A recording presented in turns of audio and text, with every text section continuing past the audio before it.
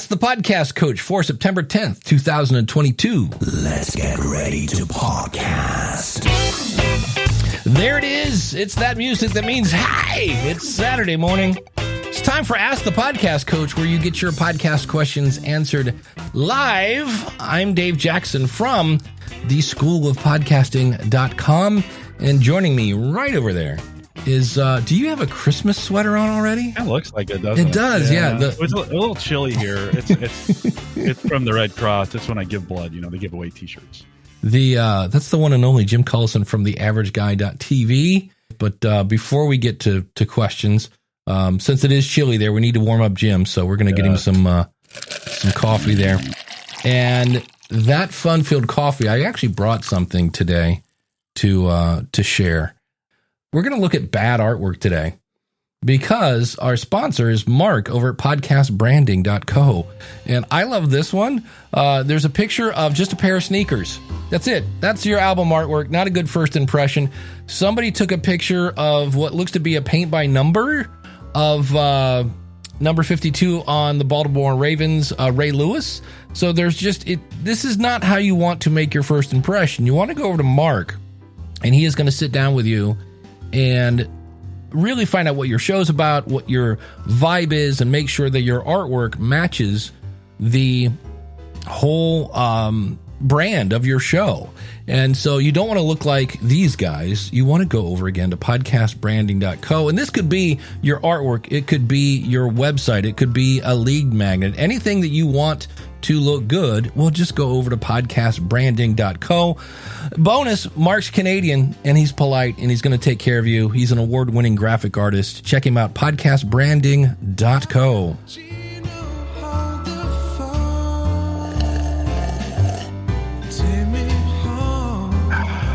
Always so good on a chilly morning.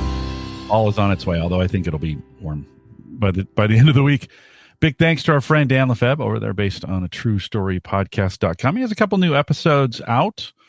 A Dolomite Is My Name is available out there. If you are looking for something new to listen to and something interesting, head out to basedonatruestorypodcast.com. Dan, thanks for supporting the show.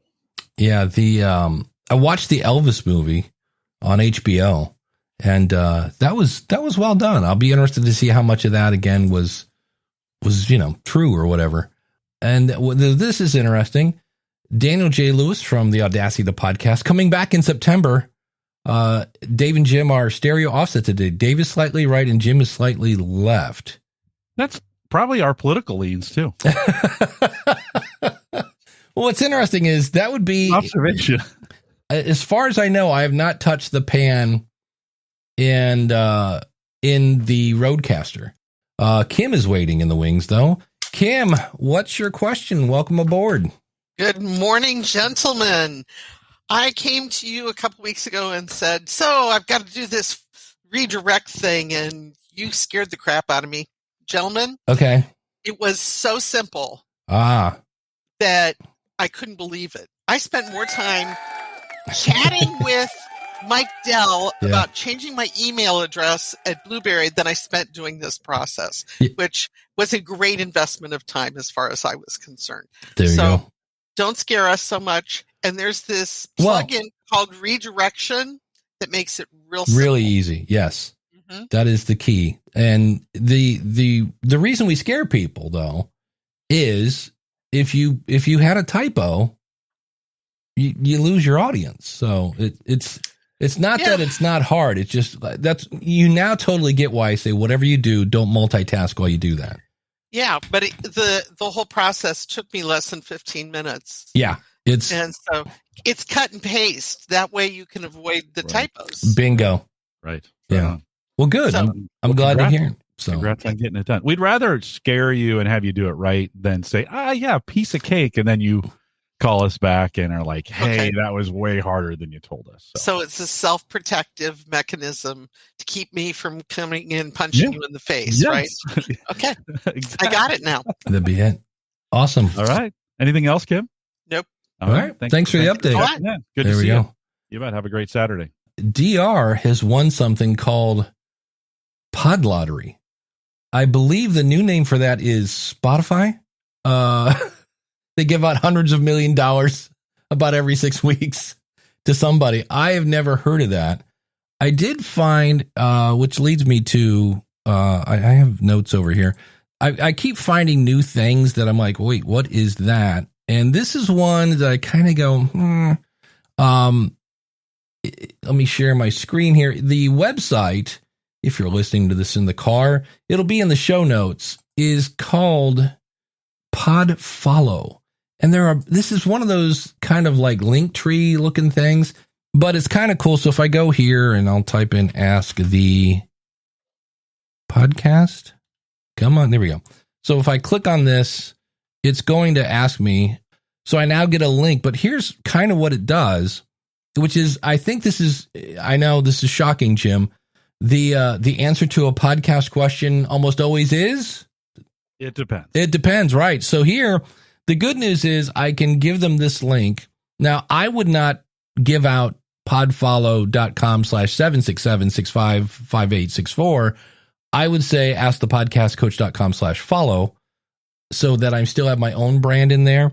But what it's going to do is it's going to send people on an iOS device to Apple Podcasts, on an Android device to Google Podcasts, and on a desktop, they're going to send them to your website, which sounds all cool. And you can do things like I can share episodes because it looks at your feed in theory. So the whole thing is, and if you share it on social, it will make a pretty picture for it and things like that. So it sounds kind of cool.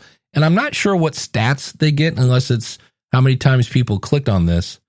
But to me, when I see, hey, I can send people to Apple Podcasts and they'll automatically go on an iPhone to, if I give them this one link and if they're on an iPhone, they go to Apple Podcasts, and I'm like, okay, I get that if your audience is really new to podcasting, but if you send that to me, I'm going to be like, oh, holy cow, hold on. What's your feed? I need to put this into Overcast because that's what I use. If you do that to Elsie Escobar, she's going to be like, hold on a second.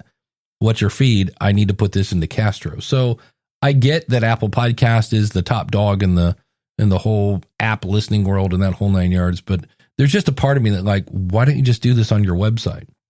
And if you use my podcast reviews, which is what you'll see on the School of Podcasting, I've actually got a link there at the top that will do this exact same thing. So again, it reinforces my brand. If people link to it on my site, it boosts my SEO. That type of thing. So I just thought, I don't hate this idea. I'm just like, I would just do it on my own website and then have a link there to Google, Apple, Spotify, and Amazon, which again, still doesn't address the whole Overcast thing, which is in the top 10. But if you put all top 10 in the top 10, then your follow page becomes a giant mess. Even with Daniel's cool plugin, I wouldn't put that many options on my thing. Do you get the feeling sometimes I think we said this before, that we're solving problems that don't exist? Mm-hmm. Like, and not everything that can be done always should be done. And listen, I don't want to poo-poo the idea if it's a good one on this. I don't particularly understand what they're trying to do here. But it does feel like, getting back to this Pod Lottery site, I just went out and checked it out. Oh. And really, it's just an app. It's iPhone only. It allows you to go out, you set up an account, you listen to, for shows you listen to, you get picks. And then when you submit these picks every day, and if your pick is a winner, then your podcast, they'll get a review for your podcast, right? And it sounds like a way of just getting people in an ecosystem where podcasts are getting listened to, and you get rewards for that. And then you get this lottery opportunity to get a review. The whole payoff on this thing is you get this review, and they say, we look at all the reviews that go in through the API to make sure they're actual real reviews. Sure. Some of those kinds of things.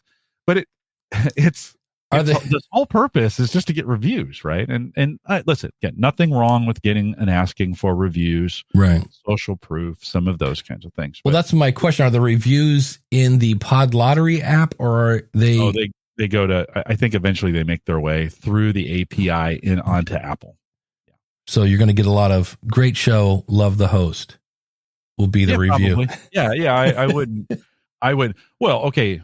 Not to be cynical, but I will for just a second. It's a great play for an advertising on the app. So I create this app or I create a need for people to be on it all the time. So, yeah, Dave, you and I use Overcast, or you might use Pocket Cast. I forget what you use. I use Overcast, and then I've been playing with Podhive or Podverse. So Marco does a great job of attracting people. That's his name, right? To Overcast, and there's advertisements on there, and that kind of works, right? Well, Pod Lottery, I mean, once you figured out the API bit of it, of getting reviews in there, then their job is just to get as many people on the app as possible. And just saying, come to my app because it's great now doesn't work, because there's a ton of great apps. So you got to create this draw of the potential to, and those are in air quotes if you're listening to the audio only, the potential to win the lottery and get these, they may be good, you never know, but these reviews. So I bet this is more of an advertising play for the app than it is a review play for podcasters. So there you go. Yeah, PR, that would be my overview of Pod Lottery. And Daniel says there is no such API to push reviews in Apple Podcast. That's what they say in their FAQ. I forget there's another one that I was kind of bummed about, because it was like, here's, your show is listed in our directory. Click here to claim your show. Then I was like, all right, let's see what this is. And you log in and it's a media host. And it's like, click here to, it was really like, it was like one step above Acast, because Acast doesn't pretend they're trying to get you as a media host. They're very blatant about it. Leave your media host and join us. And this was like, oh, it sounds like another directory. You click on it and it was like, here, click here and we will transfer your show. Like, here's your RSS feed. We already know it because that's how we got your email address, and we'll transfer it into whatever it was. And I was just like, wow, it's just aggressive and slightly, if you want to get on my dark side, just lie to me. Just lie, because you don't have to. You really don't have to. You can say anything negative about me. I would rather have negative feedback than honest or something that sounds positive, but it's a lie. I'm like, just tell me the truth. So Daniel in chat says, and this is probably a little nerdier than it needs to be. Yeah. They say through access to Apple's API, the Pod Lottery system automatically conducts regular audits of each review. So they're auditing so it sounds like you leave the reviews through Apple, and then they're scraping the reviews to make sure they're getting however they're doing that, guys. So it's neither here nor there. You're leaving a review, they say they're checking it, and it sounds like a little bit of a. You know what it reminds me of? We're going to dust off a lot of cobwebs on this, and a lot of people are going. But Jim, you'll remember. Do you remember web rings? Oh yeah. Web rings. You'd put some code on your website, and you'd have this thing at the bottom to be like, "This show is part of." We should bring this. Is Pod Ring available somewhere? It's like, where it would be like, "This is part of the such and such." I think mine was for musicians, and it would have a link, and you could just say next, and it would take you to the next website, and then next, and you could just go through this little. Everybody had the code at the bottom of their page, and you could just go to a next. So it was like a little network kind of thing. Yeah. So support the ring, right? Support the ring. Listen, this may be a great idea. I'm just saying the Pod Lottery concept is really designed to get people to stay on the app. Yeah. And the reviews are the benefit, or a side benefit of it, as opposed to it really. It's listen, a great idea to get people to engage in your app. You have to go through the app to get these picks, and that keeps you in the app. And then if you can start serving advertising through the app, you're in pretty good shape. It's a nice, no-cost option to get people to come over to your app. And it's available only on the iPhone. I see. Yeah, well, that makes sense, because they're doing the whole, review thing. Imagine it work on Android. It's probably coming. Coming soon. The iPhone 1 is, I've seen a lot of developers do this. They'll start on the iOS platform to start with, and then move over to Android from there. Steven asked, does Podpage support working as a URL shortener? It sure does. Hence, askthepodcastcoach.com/join, askthepodcastcoach.com/live. And if you'd like to learn Podpage, go over to learnpodpage.com. That's my affiliate link, and you can see how that is. It's under websites. They call them pretty redirects. So they're not calling them pretty links. It's pretty redirects. But I use them every Saturday. That's one of the things. Stats for you too? Do they keep stats on Podpage for those links? What they do? No, they don't. I wish they did. That would be cool. Because that's why I use Rebrandly, because it does things. Rebrandly is it's kind of like Bitly, but I use Rebrandly, and that's another one. If I wanted to, I could make my own link and say, if somebody's on an iPhone, send them to this link. If they're on an Android, send them to that link. So it's a pretty cool service that I use. And the only reason I used it was at the time, if you made a Bitly link and then later, like let's say it's an affiliate link, and all of a sudden the company that you were referring people to goes out of business or they don't carry the product anymore, there was no way to go in and change the source link that you were sending people to. So you couldn't update your affiliate link. And so then I found Rebrandly, who was basically at a page that said, hey, tired of not being able to change links in Bitly? We let you do that. And so I signed up for them. And then literally like 2 months later, Bitly changed their policy, and you can now change that. But I've been with them for a while. So that's the way it works. Ken is saying, my app was a bust. My ego fulfillment, then effective use of my... Oh, wow. I should have read this before I put this on the screen. What is he saying? What is he saying? When you say your app, my ego fulfillment. So the cool news is what he's saying is, look, I got an app, but it didn't work. I think that depends on who your audience is, right? I mean, I know Glenn had great success with the Horse Radio Network. Awesome supporter, Glenn Hebert, and said, he said, because horse people didn't understand, they had to download Apple Podcasts or whatever. He goes, but they understood how to download an app.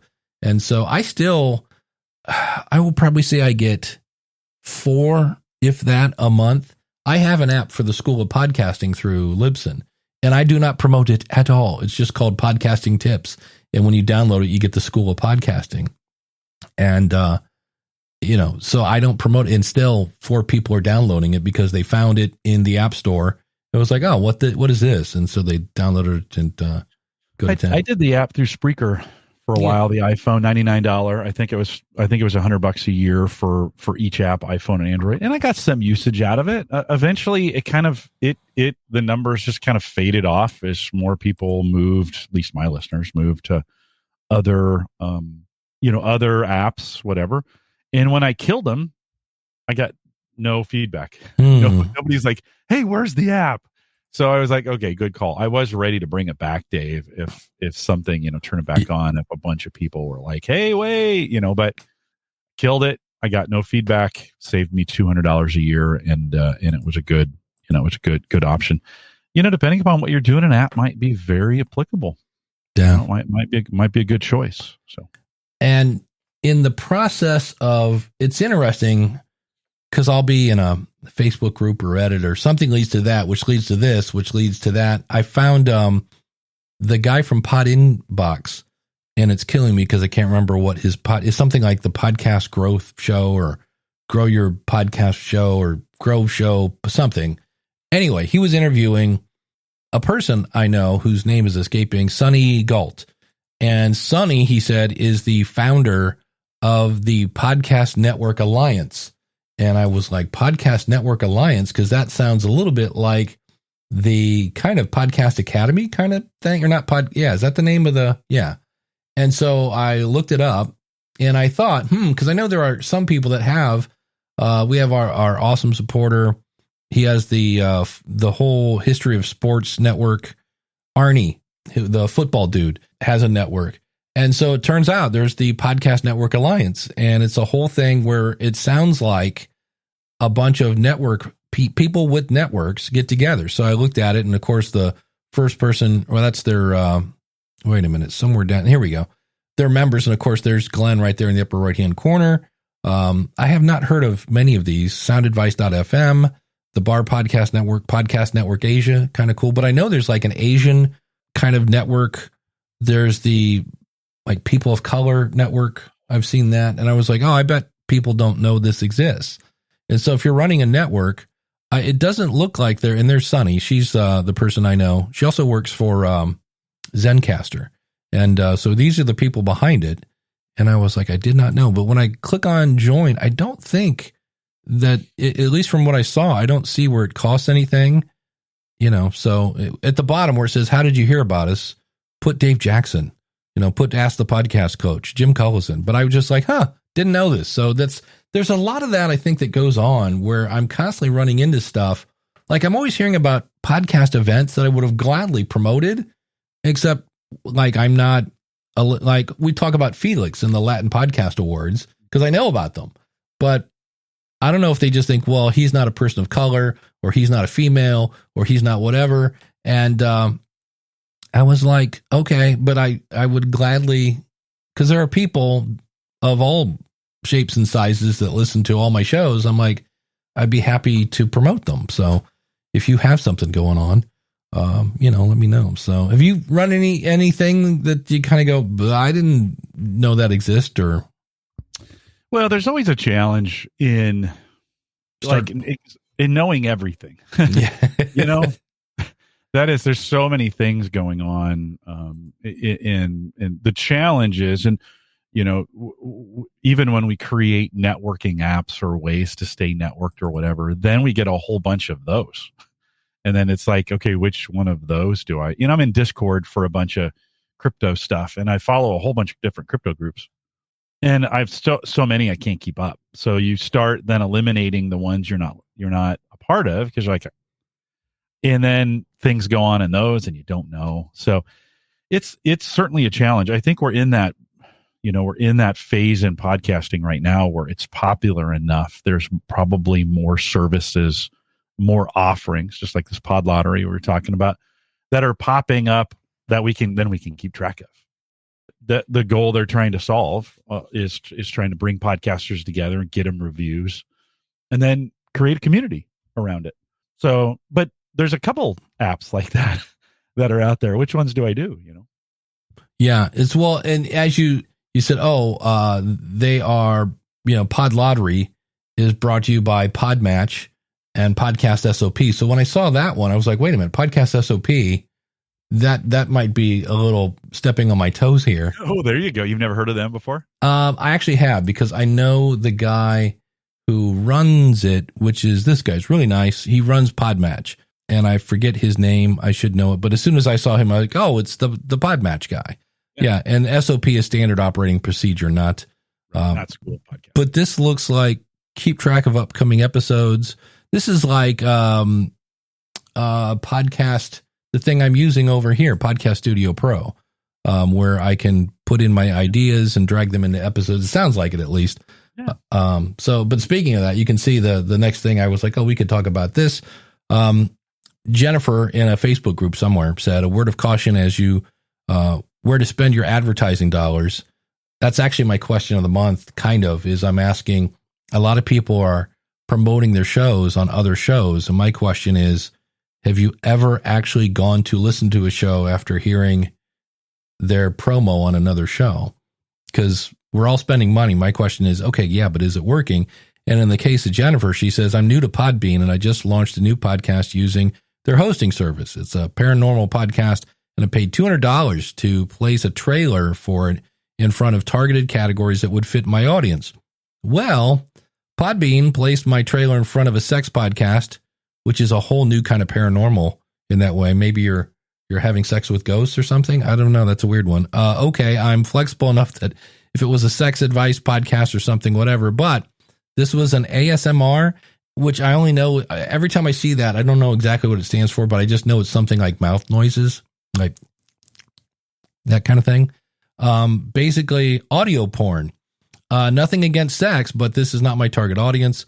Would you pay $200 for this? And they're telling me they can't give me a refund. Where it is placed is out of their control. That's not a good thing you want to hear. When you're talking about ad placement, you don't want to hear, oh, round and round and round it goes. That would be bad. So that's, I know Buzzsprout, I've been listening to the Buzzcast, and they now, because when I tried my audio advertisement with the Buzzcast thing, it used whatever categories were in your feed. So like you're going in my case, it was technology and I think business.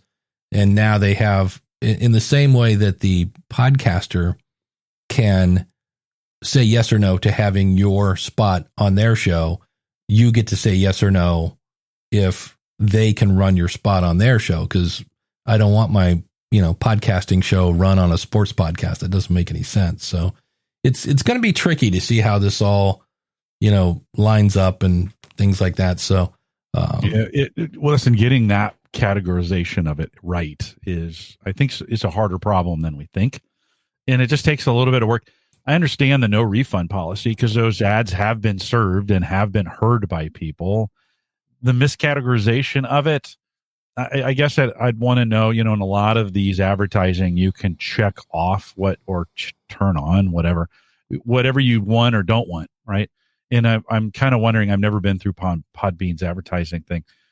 If it was checked that I didn't want it and it was served, I should probably get my money back, right? I mean, that's the service. If the option isn't there, and I guess this is a warning to podcasters, if you're buying advertising on a site that doesn't give you some granularity of where they're being delivered, then it's the lottery.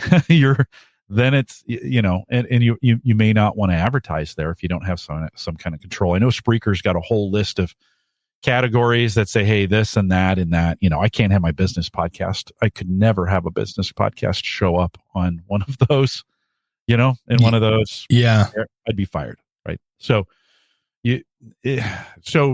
caveat emptor, right? I think if you're buying advertising, make sure you get the granularity to select where it goes. Then make sure there's some kind of resolution. Like, hey, if it's misserved, what are you going to do about that? So right. I think sometimes we go into these advertising relationships, and just, okay, go check, we're off. And they probably do. You probably do need to check the terms of service just to make sure.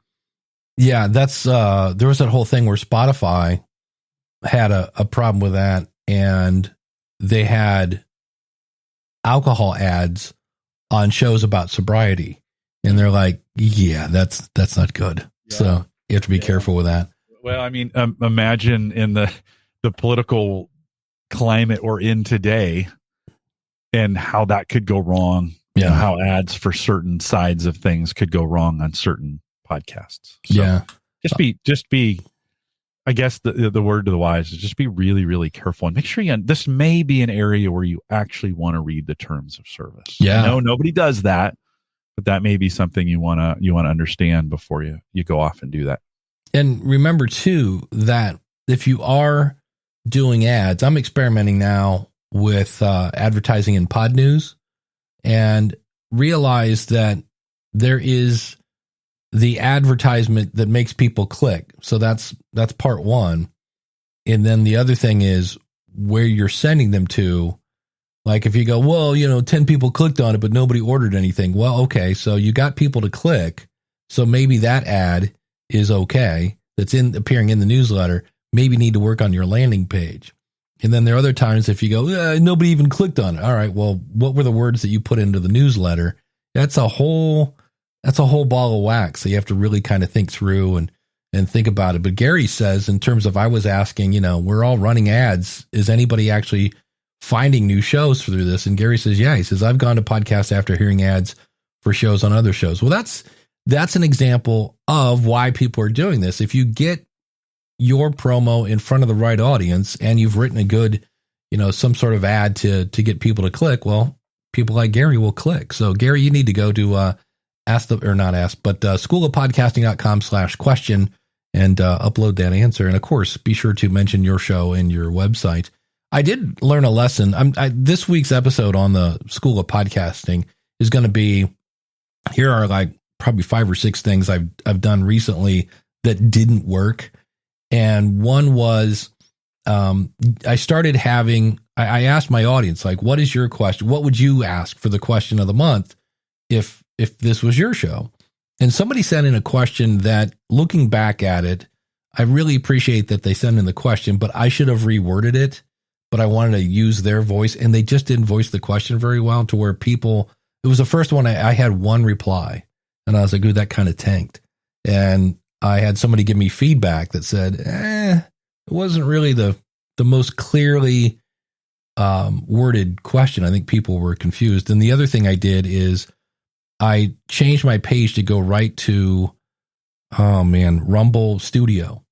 so people could just click and record. Well, my audience, filled with podcasters, often used the button that said click here to upload, and it would upload it to a Dropbox or media file folder. So it was just one of those like, anytime you play with something, it could go better or it could go worse. So, you never know, but you try stuff and it works and sometimes it doesn't. And I still don't know what ASMR stands for, but DR said a guest on my Boomer Side Hustle Lounge was the ASMR grandpa. 48,000 followers on YouTube. It felt like the longest interview of my life. He talked very slow.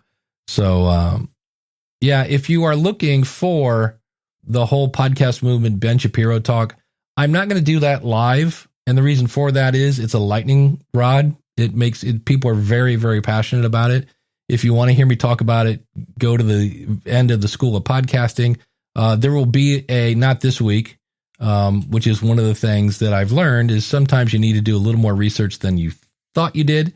And, but I will be redoing that. But I did that. People said they really appreciated the fact that I admitted this is not about podcasting. It's not about growing your audience. And I put it at the very end. And then I put a disclaimer. I'm like, look, if talking about, in the past, old Dave would say gender. New Dave says identities. So these are the things I'm learning, but this is just not the place for it. So I appreciate that. And that's, we had the same stance, last week as well. Just not something that, it just riles people up for whatever. And let's be clear. I asked not to.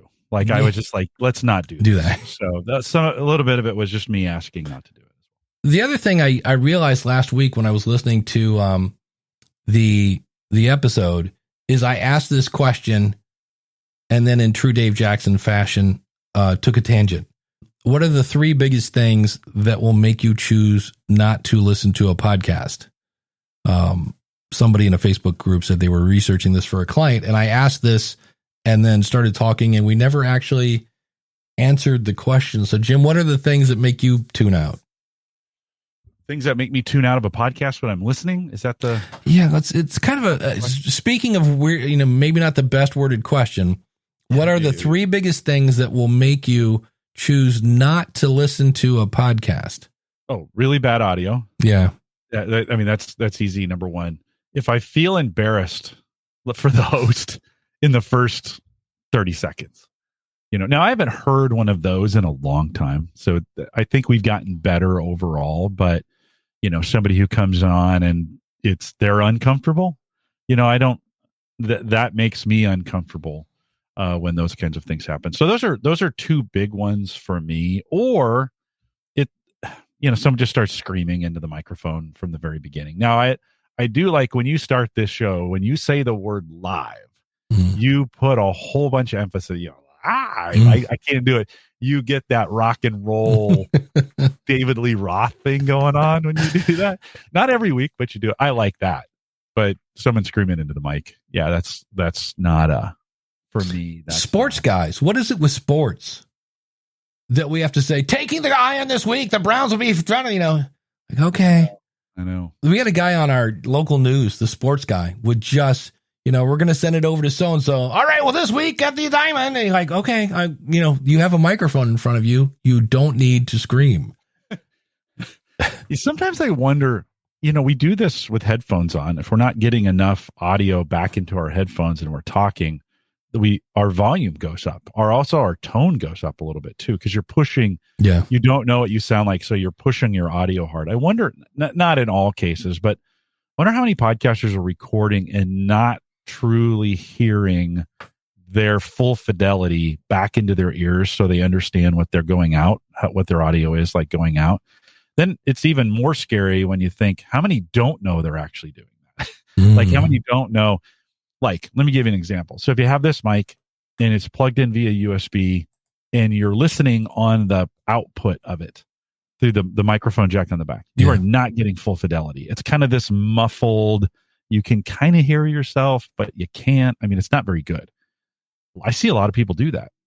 Do they know they're not getting, do they think that's great sound? And you're like, no, that's not that's not really what you sound like going out to the internet. So I wonder sometimes if people just don't quite get all the way there with equipment and they don't know they're they're shouting into their microphone. And listen, I don't hear a lot of those anymore. Right.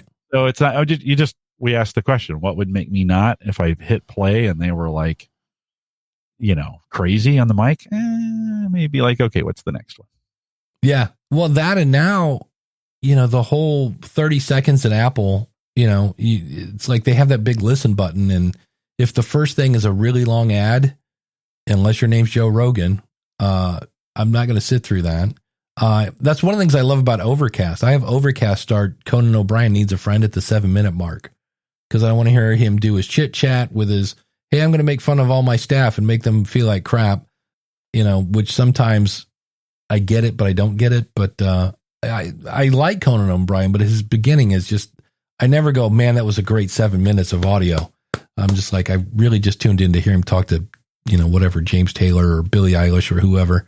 Kyle says, up, down, up, volume. Yeah, that is a podcast death sentence. If you make me adjust the volume, especially with an interview where you're really quiet, and then the guest comes on, you're like, yeah, that's not going to work. And then Dan asks, is the question to stop listening to an episode or stop listening to a show? I'm subscribed for a long time. Yeah, that's true. What's going to make you unsubscribe? I think we've talked about this. People tune in and out of your show, on in some cases, regular basis. They get tired of, when you've listened to 3 AC/DC albums in a row, you're kind of like, yeah, I'm ready for something different, and then you come over and you listen to whatever. And then you're like, I could use a little AC/DC right now, because you know what you're going to get. And I think it's the same way with I haven't listened to Radiolab in a long time, because they used to do, it's kind of weird, but they got into really kind of weird sciencey stuff. Like I remember once they did one on football that was around the Super Bowl, and it was really cool. And like things that I could, but then they got into like the mating habits of some blue starfish thing that I was like, okay, it's a good episode. I like that one. It was interesting, but it wasn't the blue-blooded that helps with vaccines and stuff. That was that one. But Dave, I'm also a big Radiolab fan, but they have been doing a lot of repeats. So they come in and are like, hey, we thought this episode that we did 4 years ago would be good today. And that's okay. But they're doing it a lot. And I'm like, where's the new content in this? And well, I just don't feel like, I think there's been a change. Chad and Robert Krolich are now gone, and Robert retired and Chad's moved on to something else. And those were the creators of the show. And this may be, we think about podcasting or selling your podcast or have somebody else taking over your podcast. They have 2 new hosts, and they're great. Lulu's great. I mean, they do a great job. But it's different. Yeah. It's different. Well, that brings up Heather from, I want to say Osgood, but that doesn't sound, yeah, it is Heather Osgood and I'm not sure what the website is. I know it's Podbroker, and it's where I've done a show for, I don't know, 405 episodes, and you're ready to move on. Instead of just letting the show die, you basically go over there, fill out a form, and they kind of try to assess what it's worth, and then you sell it. But that's the question is, like, okay, Jim and I decide we're done, we're going to tap out, and we go over to Ask the Podcast Coach, and we go to sell it to somebody else. It's weird. It's like when you were saying with Radiolab, they're fine hosts, but that relationship you had with the other people, it kind of has to transfer. And to transfer, they have to do something to earn your trust, I guess, in a way. And that might be a bigger jump than you think it is. It hasn't worked very well in music. The Motley Crue thing, although there is the Van Halen. Yeah, Van Halen's the exception. Journey did it for a while. Yeah, and actually here's the thing. That guy has been in the band longer than Steve Perry has now, but in terms of radio success, no, for sure. No, but they're playing all, listen, they go to concerts. There's no new stuff that people are going, new Journey. They're going, play the old stuff, right? That's there. So it's probably a bad example. But yeah, I mean, changing hosts is hard, and sometimes it's successful and sometimes it's not. I don't think there's a recipe for it either. I don't like, why, let's just go back to music for a second. Why did Van Halen work? We don't know for the most part. I mean, Sammy Hagar could have come in and those could have not been accepted for what they were. I mean, the audience, the previous Van Halen audience had to be okay with not having David Lee Roth at that point. There's a lot of podcasts. If we use Radiolab now as an example, where, you know, Robert and Chad had done it for such a long time together and had such a chemistry together. And then Robert retired and Chad went somewhere else, and Lulu and Loftif have come in and filled that void. I think it's going to take some time, right? Yeah. And are they willing to, and this may be why we're hearing back episodes, is to give them some time to produce some more content with them together. So it's you got to work hard at it. And it would be interesting to look at their numbers of Radiolab and say, how have you guys done during the transition, and what's been the struggle, and are you seeing a drop off on listeners? You know, it'd be. I don't think they'd tell us. Yeah. But it'd be interesting to know. we're losing people and, you know, pallets of listeners every week. Yeah. Well, maybe they're not. Yeah. Well, probably what's going to happen is they'll lose some listeners because they're like, oh, I want Chad back. And then new people will find it and they'll tell their friends, and, you know, it'll end up going up just as high, if not higher. Dan says about Heather, she's from True Native Media. Thank you. Which is his ad agency. The podcast broker, she teamed up with some cool people, Gordon Firemark. So I think he's now trademarked the podcast lawyer. I think he's now officially, that's his thing. Is James Cridlin everywhere? Like, he is. It's the most recognizable name in podcasting, James Cridlin. He is. He's well, and I just, if you listen to, I listen to his newsletter, which I should read it more. And and all he's really doing is give me a little bit of the story and hoping I will go subscribe to the newsletter, which I did, and then read the full story there. But this week he was in Malaysia, and I forget where he was on Friday, but it was someplace that wasn't Australia, which is where he's from. And it was like, holy, so yeah, that guy, I remember somebody saying, I forget what I was talking to, and they said, well, you know, you could replace Pod News. And I was like, I don't think so. You know, I mean, granted, you know, we existed before James Cridlin. We could exist after, but I'm like, that guy is everywhere and brings a total global thing. There's a podcast I just found, and it's kind of interesting when we talk about, hey, should I start a podcast? You know, some people think it's oversaturated and this and that, or somebody else is doing it. So you have James, who brings his Cridlinness to the microphone, and he's got his ever so slight. Every now and then he will just have a hint of snark. I love that. There's a new one called Podcasting by the Numbers.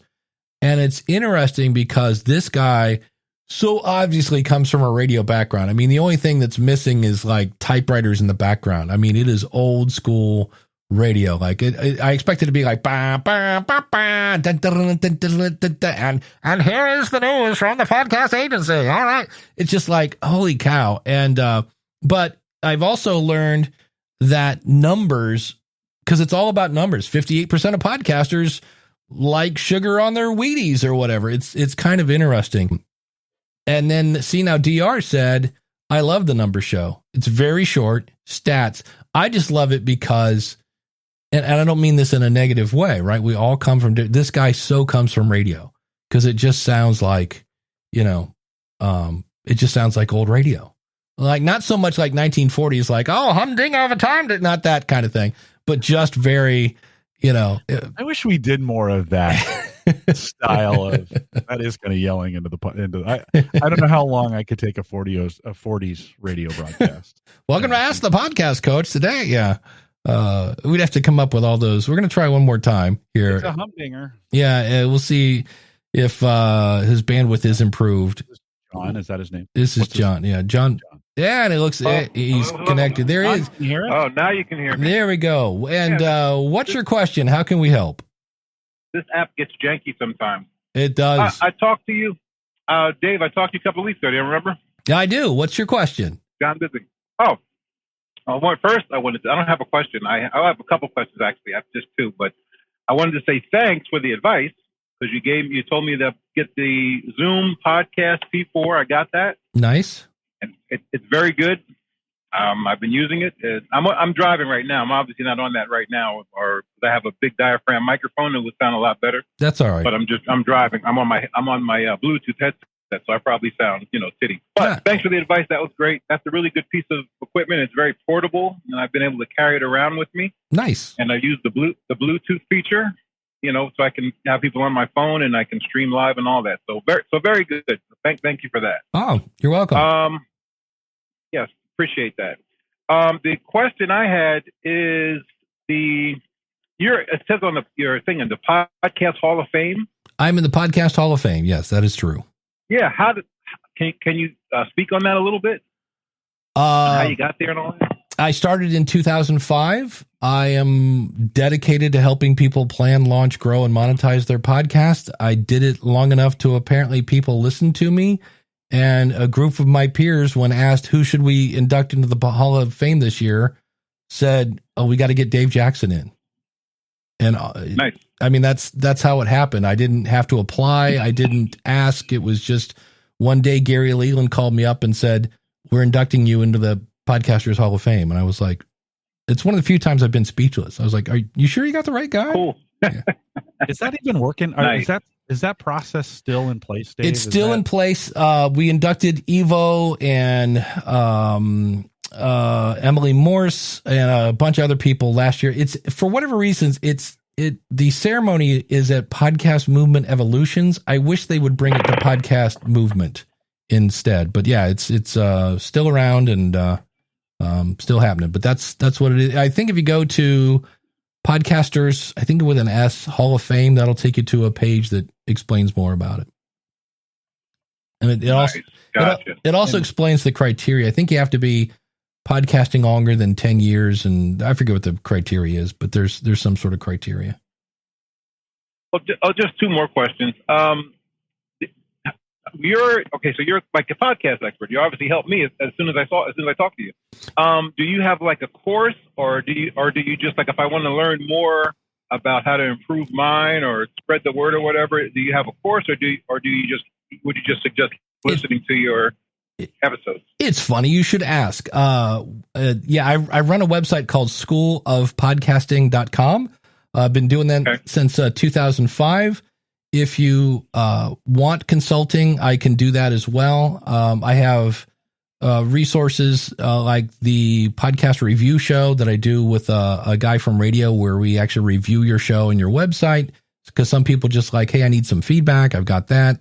I've got the podcast rodeo show, which is just me basically doing that same thing. So, but for me, the best money, if you use the coupon code ASK, go to schoolofpodcasting.com, sign up with the coupon code ASK, and that comes with basically unlimited time-shifted consulting. So you and I use an app, and you ask me a question, and I give you an answer, and it's basically Ask the Podcast Coach 24/7. Plus there's group coaching, plus there's step-by-step tutorials. It's all there at schoolofpodcasting.com. So, Gotcha. I'm writing it down as I'm talking to you. Okay. So schoolofpodcasting.com. Yeah, please don't wreck. Driving, John. Yeah. No, I won't. I won't. Good. But I can't exactly voice text while I'm talking to you. So I had to do that. Okay. My last question, in your opinion, because you're like podcasting guru, what do you think makes Joe Rogan such a popular person? Now he was already famous. That's the one thing, sure. But anybody, famous can do something and then they'll get a big audience. But if they're not worth listening to, then that it's pretty much known relatively quickly that they're not, that the platform isn't for them. Right. I.e., the Obamas had a podcast that I think it tanked. So right. So, what do you think makes him so popular? Well, number one, and you kind of glossed over it, Joe Rogan was popular. Yes, he was. Joe Rogan started his career in 1989. 1989. Right.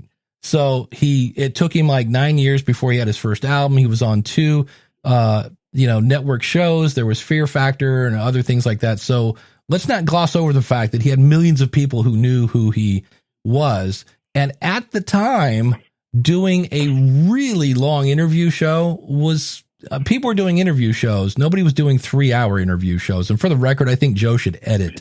My favorite Joe Rogan is when Joe has his assistant pull up YouTube and you watch, you listen to Joe go, oh, look at that.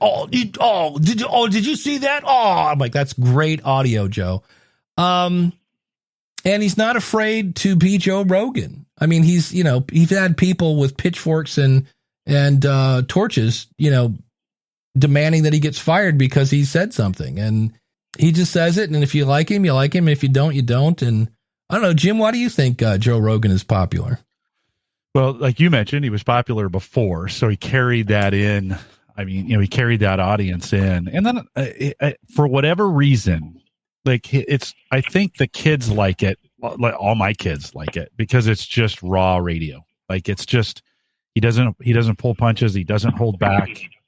And they kind of like the truth in that. They like the long form, even though we say it should be shorter. They like the long form of it. And he's just striking a chord with people. Listen, you could have 10 or 100 other people try to start a podcast and do exactly what he's doing and not be successful because they're not him. Like he's being him, which I think is what's important. He's being authentic. And you made a good point. I think some of it is like if Jim and I just talked here and just was like, hey, what's up in your family and what'd you do? Oh, I remember this time in high school. That would be kind of boring because, well, we're not celebrity and we don't care. Nobody cares what I did in high school. Nobody cares about my backstory because I'm not super famous. He's talking to super famous people.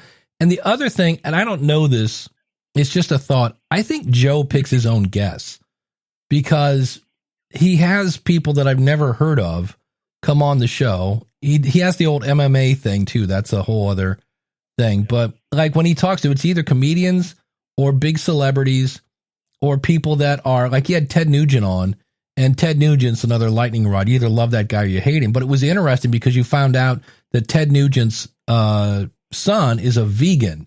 And I was like, that's got to be fun at Thanksgiving. So, but I hate when I hear people go, well, I want to be just like Joe Rogan. I'm like, here's the thing. That's not going to work because being Joe Rogan comes very natural to Joe Rogan because, well, he's Joe Rogan. Be you, find out who your audience is, what do they want, and give it to them. Do it on a regular basis and always bring value, and then promote. That's my next question. All right. Best methods of promotion you recommend, and I'm trying. It was a double question as well. The best methods of promotion, and what do you find to be the best formats for? I mean, I know that's a difficult one probably, but the best formats for, I guess gaining bigger followings and so on. Okay, so in terms of format, well, first, how do I grow my show? Number one, who is your audience? What do they want, and give it to them. There's no sense promoting a show that doesn't connect with your audience. So go get somebody to listen to your show and fix the things that need fixed and do more to the things that are working. Then, since you know who your audience is, go to where they are and make friends with them. Do not skip step 3. Make friends with them and then tell them about your show. Because if you skip step 3, you figure out who your audience is, you go to where they are and they tell them about your show. That's called spam. So you have to make friends with people and do that. And in terms of format, when you can see the eye color of your audience, that's the best. Hands down, meeting people in person. So in last month, I spent a couple weekends going to downtown Akron because I do a show about downtown Akron and just handed out business cards and just talked to people. And that really, really, really took me way out of my comfort zone. That was not something I enjoyed doing. Once I started doing it, it was okay. But in terms of format, I guess, appear on other shows. Don't look at being a guest on other shows as I'm just going to go talk to people. It's a matter of who do I want to partner with in some cases, because that's really one of the benefits. Jim, when it comes to, growing, your business shows, what are you guys doing? I mean, obviously there's social and we do a lot through our own marketing, right? I think the key on this is, I threw some things in chat to talk about this. What we come at this always from a tool perspective first, instead of doing the market research to say, where is, and you mentioned this, Dave, where is my audience and what's the most effective way to reach my audience? Then you plug in the tools for the advertising. So, we get pitched, hey, come and do ad insertion into your podcast. And you do that. This goes call back to the very first discussion we had. Then so you do that. But was ad insertion the right way to reach your audience, right? Well, maybe you need to build a newsletter and work it that way. Or maybe you need to do all those things. But do the market like you would for any small business or any business. Do the market research. Yeah. Figure out, okay, where is my audience? Where are they? What are they doing? What's the most effective way to reach them? And then do those things that reach them most effectively. We find we have about 5 channels that we work all the time, and sometimes they don't all work. You have to stay. Kyle says this in chat. You have to stay consistent with advertising. Advertising is never one and done. It's never. You never just do it one time and then you're done. You have to repeat it over and over and over and over again. And it's why call to actions inside your podcast, you need to have similar same ones all the time. It takes a long time for people to act on those. They need to hear them over and over and over. You're sick of them. They're not. So, just remember consistency is important. Yeah. And then Dan brought up a point about Joe Rogan. He says, I think a big part of that is starting in the 1980s through comedy, he learned how to entertain. And I think that cannot be, he's entertaining, right? And he says, so they knew who he was, and he knew how to entertain an audience. And again, if we go back to the laugh, cry, think, grow, educate, or entertain, he's making us laugh in some cases. He definitely brings up stories that you go, wait, the what? He's like, oh, don't you remember back in like 1948 and the government was sticking mules with a thing and you're like, the what, the who, what? And then they bring up the source and you're like, holy cow, that's true. So I've only listened to about probably 4 episodes of Joe Rogan. One was Ted Nugent. One was Bernie Sanders. The Bernie Sanders interview was amazing because here again was a politician. And he said that Bernie Sanders goes, look, the presidential debates are worthless. So that's amazing to hear from a guy that's running for president. And he's like, because all you're trying to do is who's going to have the best soundbite. He goes, they're not going to play the whole thing. They're just going to play sound bites. And he goes, so you got to come up with your best soundbite. And it was just amazing. And I actually was like, had he not dropped out, I might have voted for Bernie Sanders because there was some stuff he was saying that I was like, okay, he definitely thought outside the box. And there were some things that I was like, I don't know if I'm down with that, Bernie. But I was like, that conversation let me get to know him. And maybe that's another thing about, Joe. I listen to Podcast Junkies because Harry Duran is interviewing people that I often know because they're in the podcast space. But like Harry Duran is where I learned that Ray Ortega used to be a cop. And I was like, what? And like, yeah, Ray Ortega used to be a cop. And so I knew he was a produce guy, but I did not know he had law enforcement in his background. So that's those things. And it's the other thing I guess I would add is it takes years unless you got a big budget to grow an audience. If you're trying to do this organically and nobody wants to hear that. And it seems that way that, I give you an example. I have a friend of mine and we were talking about church and we were talking about how we're trying to grow ours and this and that. And I go, let me ask you an honest question. I'm a podcaster, but I'm not recording this. I go, would you tell a friend to come to your church? And he's like, oh no, it's awful. And I go, well, there's part of the problem right there. And so one of the questions, I have a member of the School of Podcasting right now, and I'm going to go back and listen to a few of his episodes, but he said, I really want to focus on growing this when I get back. And one of my questions is we should poll your audience. And one of those questions should be on a scale from 1 to 10, how likely are you to share this with a friend? Because that's where 70% of podcast growth comes from and that's from Jacobs Media, by the way, is people telling other people about your show. And that question came from Jack over at the Darknet Diaries. And that was a guy that spent a long time before he launched his show, making sure that his show was right before he delivered it to the public.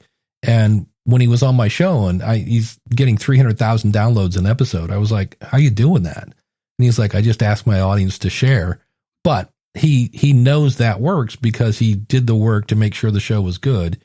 And his show stands out. It's NPR styled storytelling about hackers.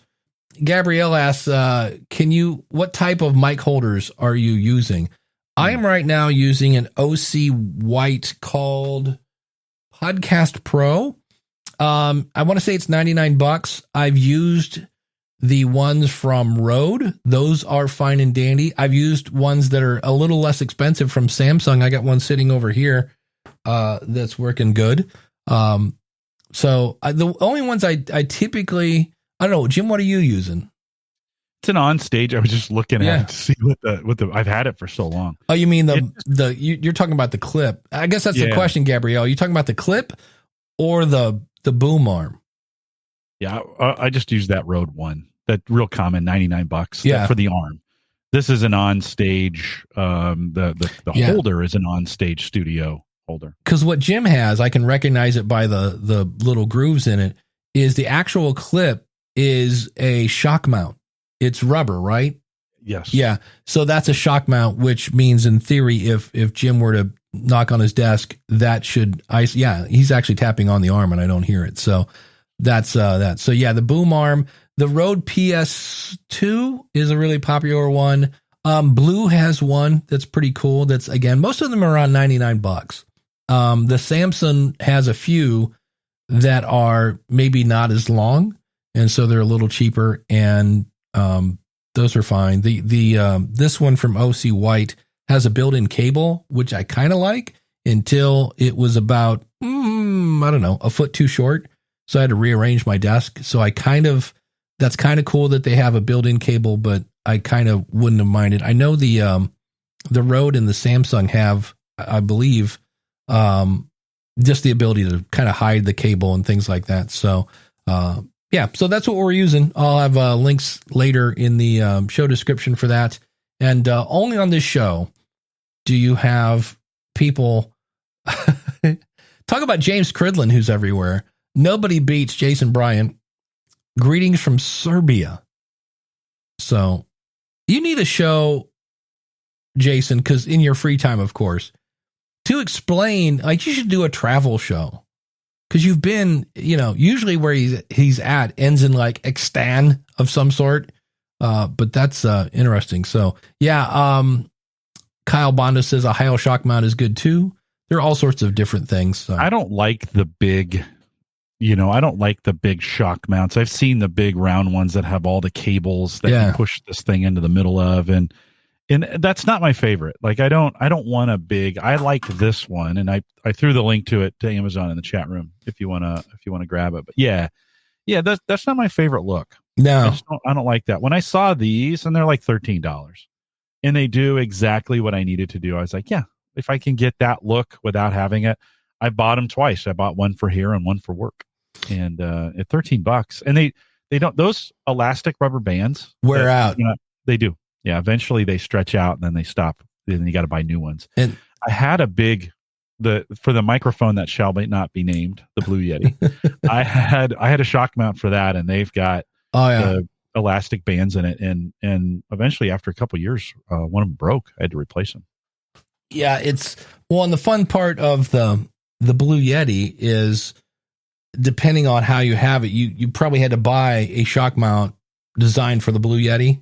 Yes. Yeah, yes. Which means it's more expensive. Yeah, it was almost as much as the microphone. Yeah, you're like, wait, what? So and it was heavy. Like that thing, if someone broke into your house, you could definitely use that thing as a weapon. So it was big. I mean, it was, and you can't see it because this is on video, but it had to be 12 inches. I don't know what that is in centimeters. Sorry, friends in Europe and the rest of the world, but 12 inches and maybe a meter.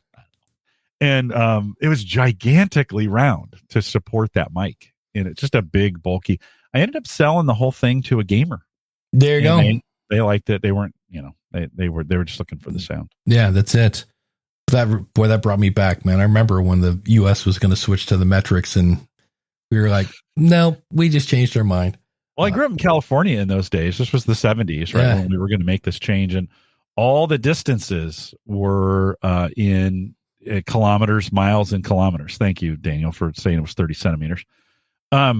all the distances were in kilometers and miles. And I remember thinking, I'll never understand that. It wasn't until I started running in a 10K, 6.2, 5K, 3.2 miles. Like, you start putting the math together and you're like, oh, this conversion. Well, then I lived in Europe for 2.5 years, and I drove there, and they are not kind to the imperial measuring system. It's only in kilometers. So after maybe about 6 months, I figured it out. So I'm saying, hey, Americans, US based Americans, we could make this change. It's not that hard. We could do it. There you go. Well, somebody who works both in centimeters and whatever the heck what is ours called? The decimal system? No, I think isn't it imperial? I thought imperial, is that it? Okay. From Britain or whatever. It's our awesome supporters, and you can be an awesome supporter over at askthepodcastcoach.com/support. So we are talking. We're gonna do the train wreck again. Let me turn this off. And we're just gonna do it the old school. I'm gonna put my microphone in front of the woman in the tube. Open awesome supporters. From askthepodcastcoach.com/support. Looks like it's Joshua at podcastingexperiments.com. There you go. Josh at podcastingexperiments.com. Thank you for being an awesome supporter. Why that works on the device and not on my phone, I don't know. Somebody asked about Podpage earlier. Ask the Podcast Coach runs on Podpage. If you're at our website right now, you're soaking in it. I will say, if you need more Jim Collison, and who doesn't, go check him out over at, go check out Home Gadget Geeks at theaverageguy.tv. If you're thinking of starting a podcast, thanks to John, the check's in the mail for allowing me to do a giant commercial today. I did have a setup. I felt like a setup. Well, later I'm going to ask you a question about Clifton Strengths, just to there we go. balance things out. But if you're thinking of starting a podcast, you heard me talk about it earlier. Check me out at schoolofpodcasting.com. Use the coupon code ASK. And if you'd like to be an awesome supporter, again, go over to askthepodcastcoach.com/support, which brings up something that I'm now doing. If you're live, you don't hear this, but if you're listening later, because I'm using Libsyn Pro, I am now going to put in little itty bitty, like 15-second nudges. Like, you can save 20% using the coupon code at askthepodcastcoach.com/ask.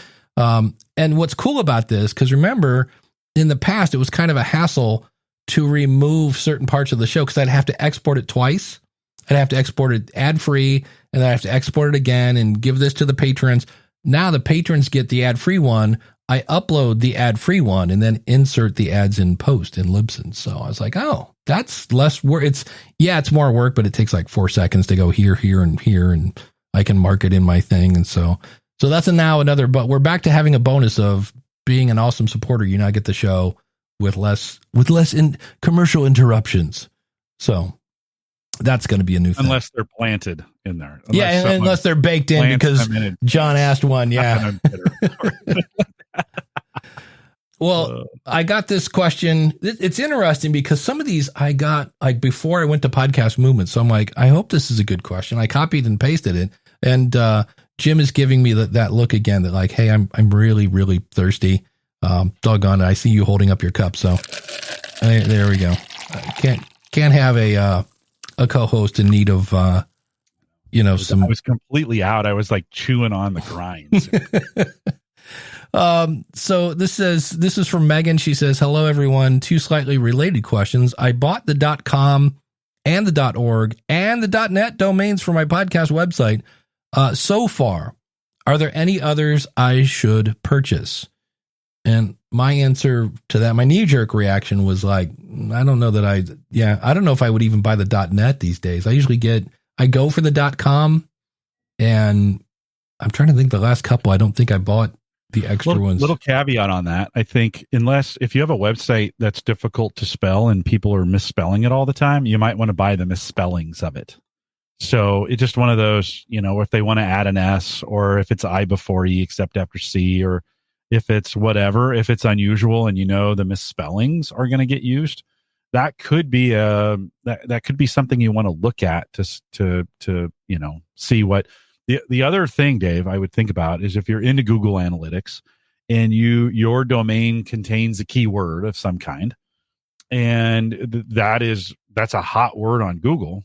You might want to purchase some things that may happen. I can't give you any advice on that because I don't know what it is, but you might want to look into that of owning some of those domains that may show up.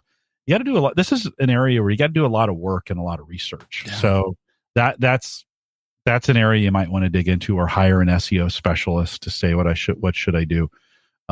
But generally, the domain extensions, and we just had a guy on Home Gadget Geeks a couple months ago talking about the kind of the extra ones, .info, .podcast.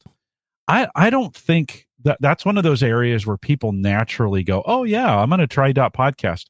It is an area where you might, if you say it in your podcast a lot, I'm at askthepodcastcoach.com, .podcast. You say that consistently, then it sticks. I don't think it on its own gives you any advantage, like having a .net or having a .org or having a .com.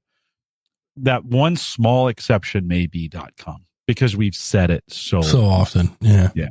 Well, that and in your browser, if you just type Ask the Podcast Coach and hit Control Enter, it will go to .com.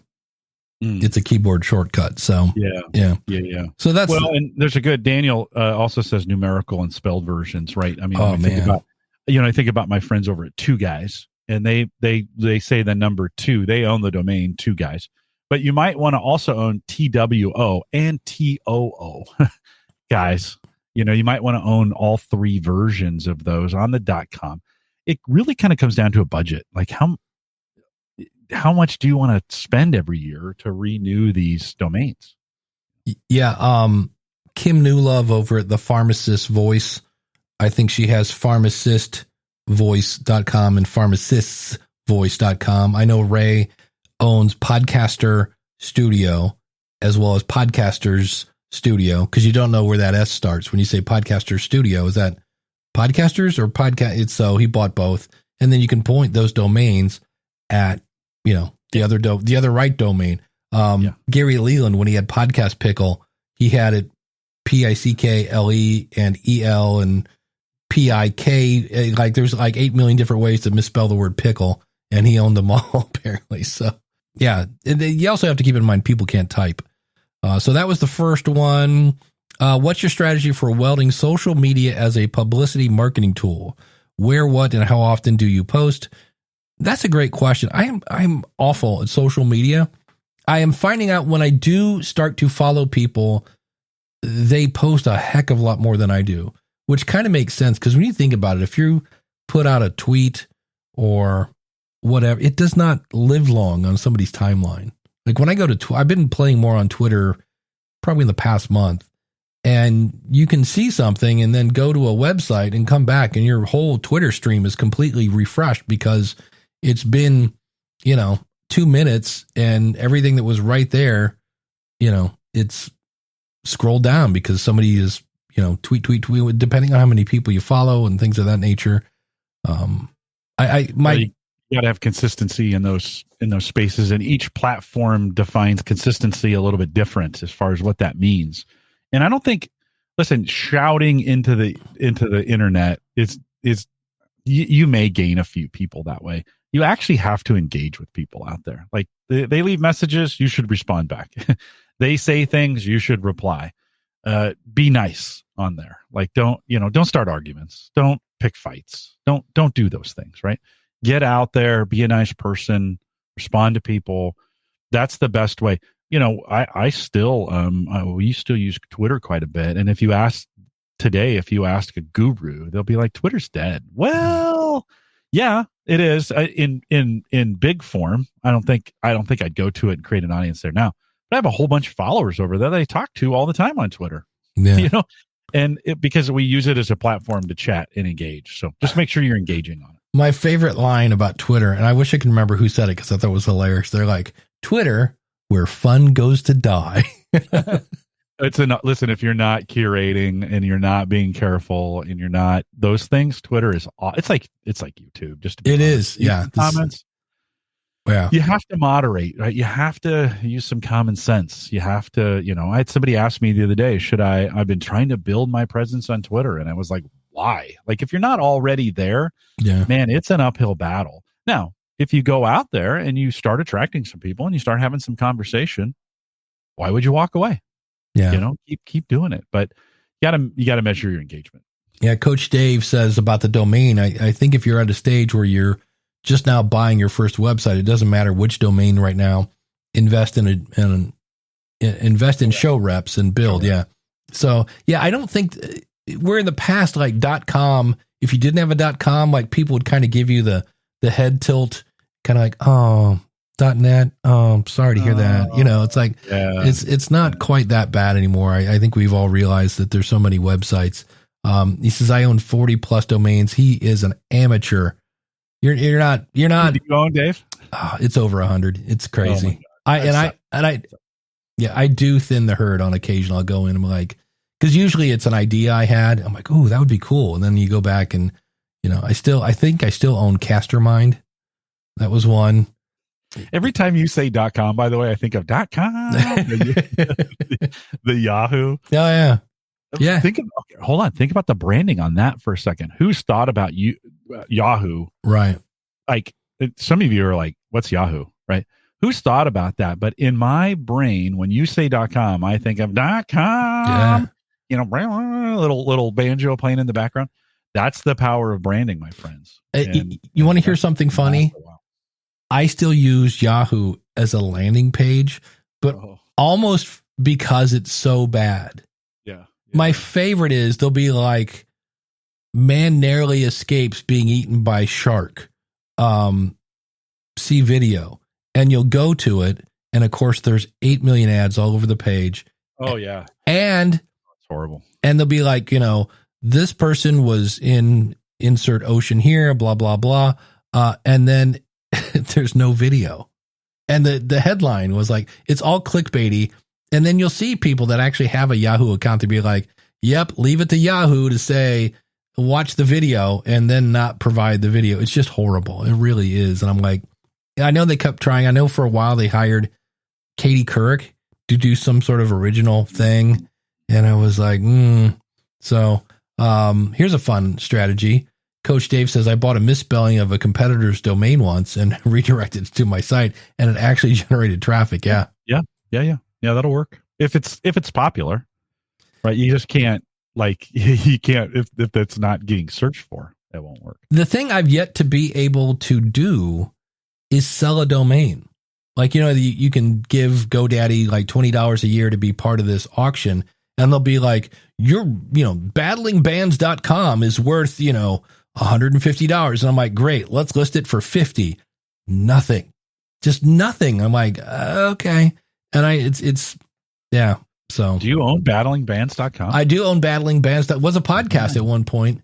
And here's the funny story of that. And this is why I tip my hat to anybody who does any kind of competition. But it was, if I remember right, it was either $2 or $5 to enter.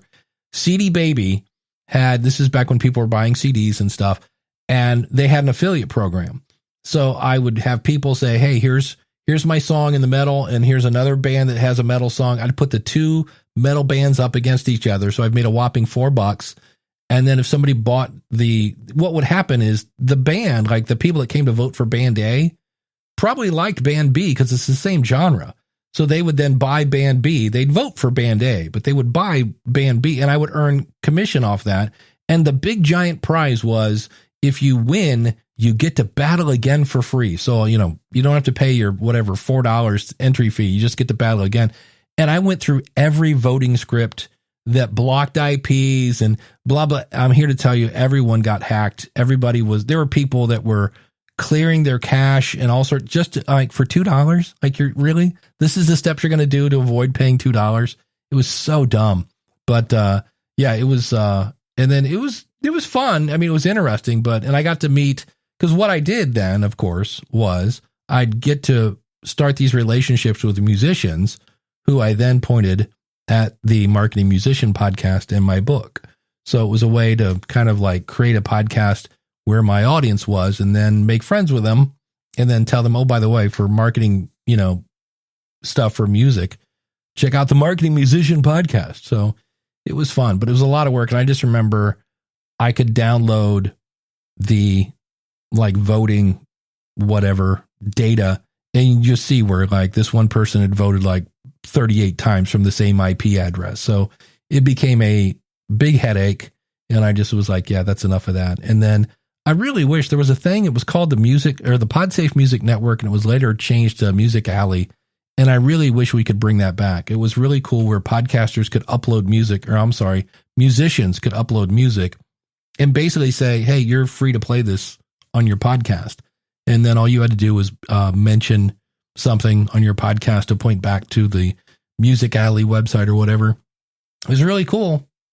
And then, that company was run by what eventually turned into Mevio, and they burned through $36 million and went out of business because free podcasting host doesn't work. Yeah, shocking that way. But at any rate, Jim, what's coming up on Home Gadget Geeks? Yeah, so we had Agent Crew from winespies.com. You get the agent, wine spies, right? Kind of motif going on there. Talk a little bit about what's going on at Wine Spies and some technology, some gadgets around wine. So if you're kind of a wine connoisseur, you like wine, or just don't know anything about drinking wine, check it out. I'll be posting it a little bit later today, homegadgetgeeks.com.